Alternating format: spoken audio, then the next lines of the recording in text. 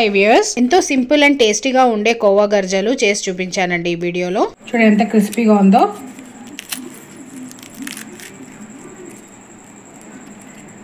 లోపల ఫీలింగ్ కూడా చూడండి. హాయ్ వ్యూయర్స్, ఇవాళ కోవా గర్జలు చేస్తున్నానండి. Summer special. పిల్లలు ఇంట్లో ఉన్నారు, ఏదో ఒక స్వీట్ చేయమన్నారు.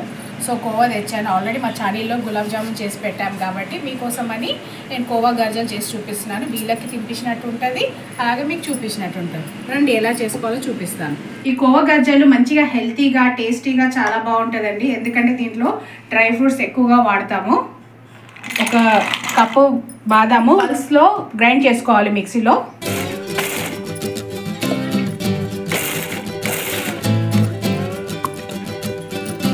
కొంచెం ఇట్లా ఉండాలి, ముక్కలు ముక్కలుగా. మరి పౌడర్ లాగా చేసుకోకండి. ఇలా ఉంటే పని కిందకు బాదాం కాజు వస్తే టేస్ట్ చాలా బాగుంటుంది. చూడండి, ఇట్లా కొద్దిగా ముక్కలు ముక్కలుగా చిన్న చిన్న ముక్కలుగా కట్ చేసుకోవాలి.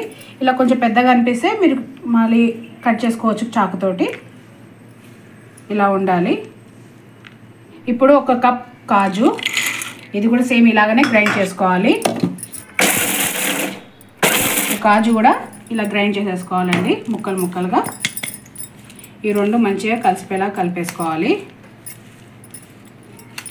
తురుము పెట్టుకున్న కొబ్బరి, ఒక కప్ కాజు, ఒక కప్పు బాదాము, ఒక కుడక కొబ్బరి అండి తురుముకొని పెట్టుకుంది, 1/2 కిలో కోవా. ఈ కోవాని ఇట్లనే వేస్తే అది మెత్తగా అయ్యి ఫంగస్ తొందరగా వచ్చేస్తుంది కాబట్టి ఒక వారమైనా మనం తింటాం కదా, అందుకోసమనే దీంట్లో వేసుకొని కొంచెం మంచిగా రోస్ట్ చేసుకోవాలి లో ఫ్లేమ్ మీద. మనం దీంట్లో మంచిగా వేపుకోవాలి కోవని. ఎక్కడైనా ఏమాత్రమైనా పచ్చిగా ఉంటే ఆ పచ్చిదనం అంతా పోయి మంచి స్మెల్ అండ్ టేస్ట్ బాగుంటుంది. ఫస్ట్ అంతా మెత్తగా అయిపోయి మెల్ట్ అయిపోతుంది, తర్వాత మళ్ళీ గట్టి పడుతుంది. అడుగంటకుండా కలుపుతూ ఉండండి. చూడండి ఎంత సాఫ్ట్గా ఎట్లా అయిపోయిందో. ఇదంతా కొంచెం గట్టి పడేదాకా వేపుకోవాలి. ఇప్పుడు ముద్దగా ఉండే కదా, ఇప్పుడు చూడండి ఎట్లా అంటే అట్లా కలుపుతుంటే ఎట్లా ఇదవుతుందో కాసేపు వేయించుకోవాలి. చూడండి అప్పుడు పల్సగా ఉండే కదా, ఇప్పుడు మళ్ళీ దగ్గరగా వచ్చేసింది ముద్దలాగా. ఇప్పుడు ఇట్లా అయినప్పుడే పక్కకు తీసేసుకోవాలి కోవా. కోవా లేని వాళ్ళు ఈ పాల పౌడరు, చక్కెర, ఇంకా పాలు పోసుకొని ఇలానే కోవా లెక్కనే అవుతుందండి. అలా చేసుకొని కూడా కోవా గర్జలు చేసుకోవచ్చు. కంపల్సరీ కోవా కావాలనే లేదు, ఉంటే మాత్రం కోవాతో చేసుకోండి. లేకుంటే పాల పౌడర్ తోటి కూడా చాలా బాగా అవుతుంది. కోవా ఎలా టేస్ట్ వస్తుందో సేమ్ మిల్క్ పౌడర్ తోటి కూడా అలాగే టేస్ట్ వస్తుంది.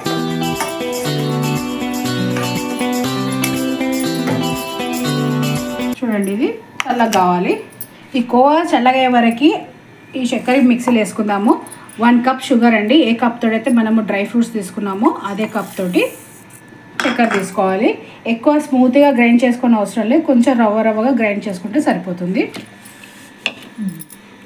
చూడండి కొంచెం రవ్వగా ఉంది,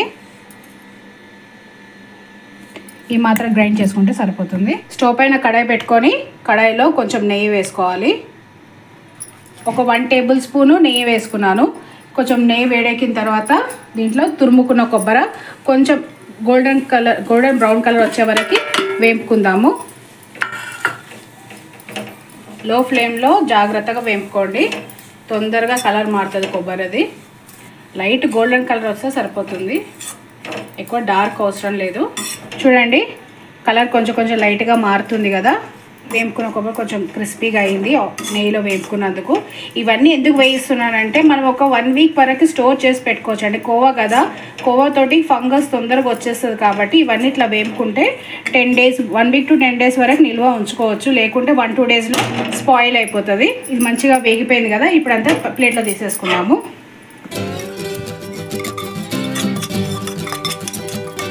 దీంట్లోనే 1 టేబుల్ స్పూను మళ్ళీ నెయ్యి వేసుకోవాలి. ఈ కట్ చేసి పెట్టుకున్న డ్రై ఫ్రూట్స్ అంతా వేసేసుకోవాలండి. ఇవి కూడా కొంచెం వేపుకుంటే సరిపోతుంది. ఇప్పుడు ఇవి కాస్త వేగింది కదా, ఇప్పుడు మనము వేయించి పెట్టుకున్న కోవా కూడా దీంట్లో వేసేసుకోవాలి. గోల్డెన్ బ్రౌన్ కలర్ వచ్చే వరకు అవసరం లేదండి, లైట్గా వేపుకుంటే సరిపోతుంది. ఇదంతా మంచిగా దీంట్లో కలిసిపోయే వరకు కలుపుకోండి. ఇప్పుడైతే స్టవ్ ఆఫ్ చేసేస్తున్నాం. ఆల్రెడీ అన్నీ వేపుకున్నాం కాబట్టి ఈ వేడి చేసుకున్న వరకు సరిపోతుంది. చూడండి స్టవ్ ఆఫ్ చేసుకున్నాను. కడాయి వేడిగా ఉన్నంత వరకు సరిపోతుంది. స్టవ్ ఆఫ్ చేసుకున్న తర్వాత ఇప్పుడు ఈ వేపుకున్న కొబ్బరి కూడా దీంట్లో వేసేసుకొని అన్నీ మంచిగా కలిపేసుకోవాలి. కలిసిపోయేలాగా పక్కకు తీసి పెట్టేసుకుందాం కడాయి. చల్లగా అయినాక ఇవి పొడి పొడిగా అవుతుంది. వేడిగా ఉన్నప్పుడు కొంచెం ముద్దలాగా అనిపిస్తుంది, కానీ చల్లగా అయినాక పొడి పొడి అవుతుంది. ఈ చల్లగా అయ్యే వరకు మనము నెక్స్ట్ ప్రాసెస్ ఏందో మీకు చూపిస్తుంటాను. చూడండి, 1 కప్పు మైదా పిండి అండి. మంచిగా జల్లడ పట్టేసుకొని దీంట్లో కొద్దిగా అంత 2 పించ్ అంతా ఉప్పు వేసుకోవాలి. దీంట్లో 2 టేబుల్ స్పూన్ల ఉప్మా రవ్వ, 1 కప్పు మైదా పిండికి 2 టేబుల్ స్పూన్ల ఉప్మా రవ్వ వేసుకోవాలి. ఇప్పుడు దీంట్లో 2 టేబుల్ స్పూన్లు అంతా నూనె, కాచిన నూనె అన్నా లేకుంటే నెయ్యి అన్నా వేసుకోవచ్చు. నేను ఇక్కడ నూనె తీసుకున్నాను, ఎందుకంటే డ్రై ఫ్రూట్స్ అవంతా నెయ్యితో చేసుకున్నాను కదా. ఇప్పుడు పిండి మాత్రం నూనెతో తడుపుతాను. ఇప్పుడు దీంట్లో 2 టేబుల్ స్పూన్ అంతా నూనె పోసేసుకున్నాను, వేడి నూనె. పిండికి అంతా మంచి పట్టేలాగా కలుపుకోవాలి. మంచి పిండి అంతా పట్టిందండి ఆయిల్. చూడండి, ఇలా ముద్ద కడితే ముద్ద రావాలి. తక్కువ అయితే కొంచెం నూనె పోసుకోండి, కానీ చూడండి ఇట్లా పట్టుకుంటే మాత్రం ముద్ద మాత్రం కంపల్సరీగా రావాలి. అప్పుడైతేనే టేస్ట్ బాగా కుదురుతుంది, క్రంచీగా అవుతుంది. ఇప్పుడు దీంట్లో నీళ్ళు కొద్ది కొద్దిగా పోసుకొని తడుపుకోవాలి.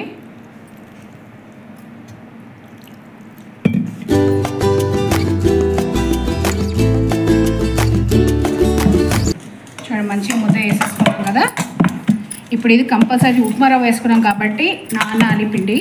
సో ఒక 10 నిమిషాలు మూత పెట్టి పక్కకు పెట్టేసుకుందాము. చూడండి, దీంట్లో మనము కోవా, డ్రై ఫ్రూట్స్ అన్నీ వేసుకొని వేపుకున్నాం కదా. చల్లగైనా కొద్దీ ఎంత పొడి పొడిగా అవుతుందో చూడండి. దీంట్లో ఇంకా చక్కెర కూడా కలపలేదు. ముద్దగా ఉన్న కోవా ఎంత పొడిగా అయిందో చూసారు కదా. ఇలా ఓపికగా చేసుకోండి, అసలు ఫంగస్ రాదు. 1 వీక్ వరకు ఎంజాయ్ చేయొచ్చు. ఇప్పుడు ఈ కోవాని ఒక గిన్నెలో వేసేసుకోవాలి, పెద్ద సైజు గిన్నెలో. దీంట్లో ఒక పావు టీ స్పూను ఇలాచి పౌడరు, జాజికాయ అండి. ఈ స్వీట్స్లో వేస్తే స్వీట్ది టేస్ట్ చాలా బాగుంటుంది. కొంచెం తురిమేసి వేసేయండి, మీ దగ్గర ఉంటే ఆప్షనల్, ఇది వేసుకోవచ్చు లేకున్నా పర్లేదు, కానీ వేస్తే మాత్రం టేస్ట్ చాలా బాగుంటుంది. ఇలాచి పౌడర్, ఇంకా జాజికాయ కొద్దిగా తురిమాను చూడండి. కాయ చూపించాను కదా ఇందాక, ఇంతే తురమాలి, మరీ ఎక్కువ వేసుకుంటే బాగుండదు. ఇదంతా మంచిగా మిక్స్ అయ్యేటట్టు కలుపుకోవాలి. దీంట్లో ఇప్పుడు మనం గ్రైండ్ చేసి పెట్టుకున్న చక్కెర ఉంది కదండి, ఈ చక్కెర వేసేసుకోవాలి.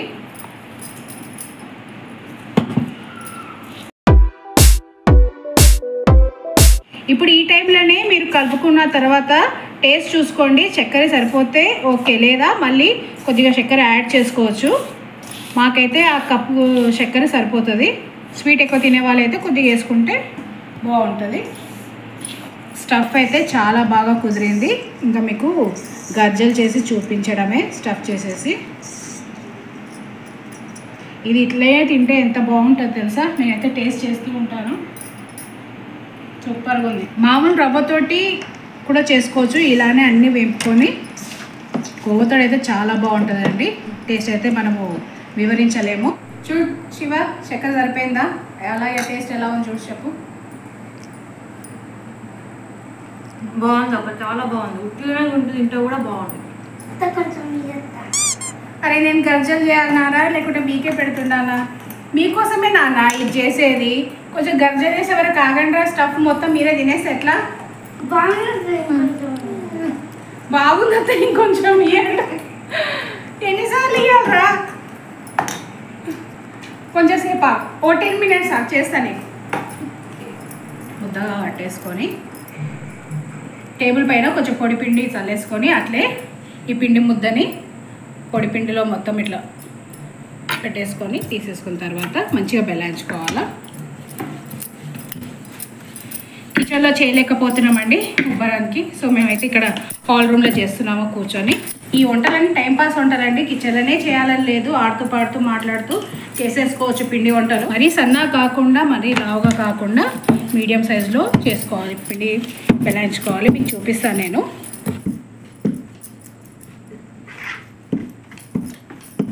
చూడండి, ఈ మాత్రం లావుగా ఉంటే చాలు, మరి ఎక్కువ సన్నగా ఉండొద్దు, ఎక్కువ లావుగా ఉండొద్దు, క్రిస్పీగా కావు, ఇలా ఉండాలి. ఇప్పుడు ఇట్లా కూర లాంటి గిన్నె తీసేసుకోండి, ఈజీగా 4 గర్జలు అయిపోతాయి. ఇట్లా రొటేట్ చేస్తే మంచిగా ఒక పూరి అయిపోతుంది.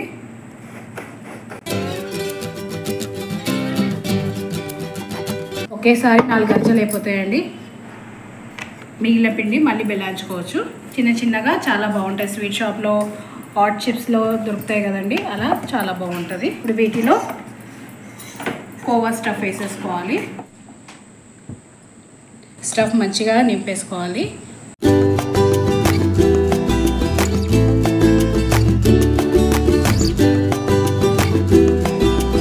ఈ చివరంచు కొంచెం వాటర్ తోటి లైట్గా ఇట్లా తడుపుకోవాలి.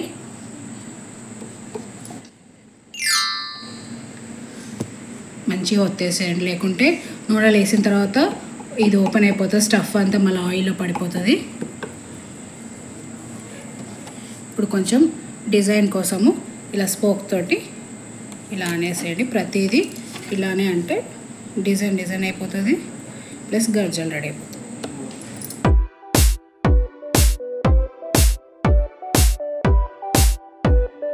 ప్రతి గర్జలు ఇలానే చేసుకోవాలండి. చిన్న చేసుకుంటే ఎంతో బాగున్నాయి, పిల్లలకి ఈజీగా పట్టుకోవడానికి. ఇవి గర్జలు చేసేసుకున్నాం కదండి. ఇప్పుడు ఇది వేపుకుందాము. స్టవ్ పైన కడాయి పెట్టేసుకొని స్టవ్ ఆన్ చేసేసుకొని దాంట్లో ఆయిల్ ఈ గర్జలు ములిగేంత వరకు పోసుకోవాలి. ఆయిల్ వేడైందా లేదా అనేసి చూసుకోవడానికి కొంచెం పిండి ముద్ద వేసేసి చూసుకోవాలంటే పైకి టక్కున లేచిందంటే వేడైనట్టు. అప్పుడు ఈ గర్జలు వేసేసుకోవాలి. లో ఫ్లేమ్ మీద వేపుకోవాలండి. ఆయిల్ ఎక్కువ హీట్ కావద్దు, మీడియంలో ఉండాలి. లో ఫ్లేమ్ మీద గోల్డెన్ బ్రౌన్ కలర్ వచ్చే వరకు వేపుకోవాలండి.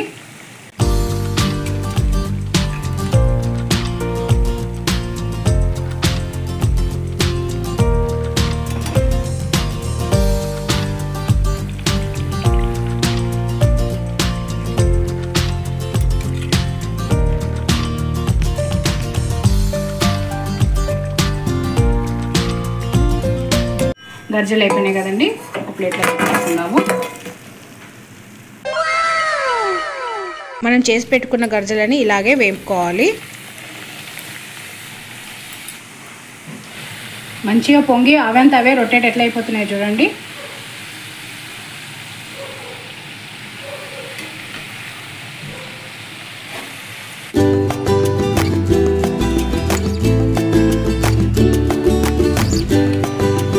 ఈ మాత్రం బ్రౌన్ కలర్ అయితే చాలు, తీసిన తర్వాత మళ్ళీ కలర్ మారుతాయి.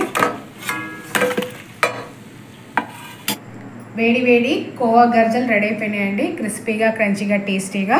ఇంట్లో చేసుకుంటే ఎంత మంచిగా ఎక్కువ చేసుకొని పిల్లలకు కూడా పెట్టవచ్చు. సాయంత్రం పూట ఆకలని అడుగుతారు కాబట్టి, సమ్మర్లో ఇంట్లోనే ఉంటారు కాబట్టి మంచి హెల్తీ స్నాక్. డ్రై ఫ్రూట్స్ అన్నీ వేసి చేసాం కదా. ఇక శివ ఒక టేస్ట్ చేయి ఎట్లా ఉందో. క్రిస్పీగా, క్రంచీగా ఉంది కదా. బాగుంది, బాగుంది, చాలా బాగుంది. చూడండి స్టఫ్ ఎంత బాగుందో, క్రంచీగా, క్రిస్పీగా. ఈ కోవా గర్జలు ఒక్కటి తింటే మాత్రం అసలు ఎండ్ చేయరండి, 1-2 కంపల్సరీగా తింటారు. అందుకోసమే చిన్న పిల్లలకైతే చిన్నగా బాగుంటుందని చిన్న సైజుతో చేసాం మేము. మీరు కూడా ట్రై చేయండి తప్పకుండా, టేస్ట్ చాలా బాగుంది. Thank you for watching video.